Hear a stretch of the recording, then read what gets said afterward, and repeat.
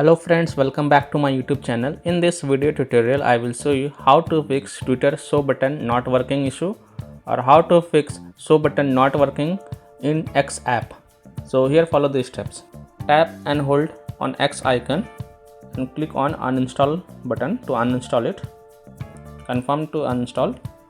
Now open Chrome browser. In Chrome browser type X older version up to down and search for it. Open the older version of X Twitter Untrapped up to down website. Scroll down.